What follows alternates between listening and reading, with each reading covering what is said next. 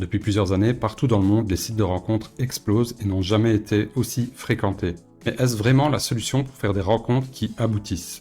Et là, j'aimerais vraiment que les mecs qui sont sur cette vidéo écoutent attentivement mes 9 raisons de quitter les applis de rencontres. Alors, première petite aparté, avant de me faire agresser dans les commentaires, j'ai moi-même rencontré une femme topissime sur une app de rencontre et ça a duré quasiment 4 ans avec elle. Donc oui, les belles histoires existent, oui, faire une belle rencontre est possible, mais c'est loin d'être la norme et donc je vais quand même t'expliquer pourquoi je n'utilise plus du tout les applis de rencontre depuis bien longtemps. Première raison, tu laisses le pouvoir aux femmes. On sait tous que les hommes, stats à l'appui, sont beaucoup plus nombreux sur les applications de rencontre et la question que j'ai envie de te poser c'est est-ce que en tant que mec, tu as envie de laisser le pouvoir aux femmes de décider? C'est un peu comme le plat qu'elle va choisir au resto, elle a tout le menu devant elle et en fait, tu n'as aucun pouvoir de décider vers quelle fille tu vas amener la rencontre. Donc ça, moi perso, c'est quelque chose qui me gêne. Deuxième raison, tu laisses à un algorithme le pouvoir de décider de ta vie. Les applications de rencontre, elles représentent un business en pleine croissance et ça, il faut bien que tu le comprennes. Les entreprises qui sont derrière, elles n'ont pas pour but de te faire trouver l'amour de ta vie, mais plutôt de te maintenir le plus longtemps possible dans un état de frustration propice pour que tu craques à leur acheter un abonnement payant ou une autre connerie du genre. Je vais te donner une statistique éloquente. Fin 2016, il y avait 1,6 million d'utilisateurs payants sur Tinder. Début 2024, donc même pas 8 ans plus tard, on estime ce chiffre à 8 millions. Les revenus de la société explosent d'année en année. Est-ce que tu veux vraiment participer à ça? Troisième raison, les applis ne développent pas tes compétences sociales. En se concentrant sur des interactions en ligne, les applications peuvent entraîner une diminution des compétences sociales et de la capacité à interagir de manière naturelle et spontanée dans la vie réelle.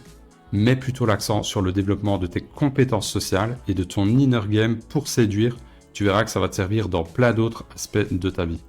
Quatrième raison, la population sur les applis n'est pas la meilleure puisque cette tranche de la population en accepte les codes énumérés dans cette vidéo. D'ailleurs, il faut être honnête, homme comme femme, c'est souvent un manque de compétences sociales qui nous amène sur ce genre d'application. Il reste évidemment du bon dans le lot, mais les probabilités de perdre ton temps sont juste trop élevées comparées aux autres opportunités que tu as dans la vie réelle.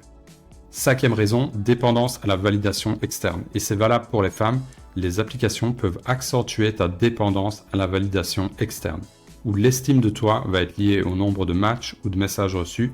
Et cette mauvaise habitude peut devenir un cercle vicieux pour les hommes comme pour les femmes. Et quand tu vas être privé de cette validation externe dans la vraie vie, la dégringolade au niveau de ton ego peut être assez difficile à vivre. Sixième raison, le jeu est faussé. Des études ont rapporté qu'une portion non négligeable de femmes utilisaient Tinder uniquement comme un booster d'ego, entre guillemets, c'est-à-dire comme une façon d'améliorer leur estime de soi, soit grâce au like et au match.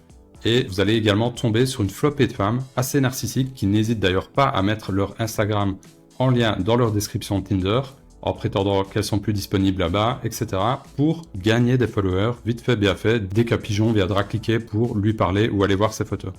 On comprend aisément que pour cette raison, Tinder n'est certainement pas le meilleur endroit pour rencontrer une fille avec des valeurs solides. Perso, ça me fait un peu penser à une autre application, et cette application c'est Chatroulette. À la base, Chatroulette ça a été créé pour échanger avec des inconnus, mais on sait tous qu'une grande majorité des gens présents sur Chatroulette l'utilisent soit pour montrer leur soit pour troller, soit pour se faire mousser entre amis.